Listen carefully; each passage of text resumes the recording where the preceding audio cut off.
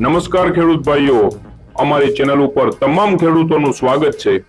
અમારી ચેનલ ઉપર દરરોજ તમને તમારા વિસ્તારની માર્કેટ યાર્ડના એરંડાના ભાવ જાણવા મળી જશે। તો વધુ સમય ન બગાડતા ચાલો જાણી લઈએ તમામ માર્કેટ યાર્ડના એરંડાના ભાવ।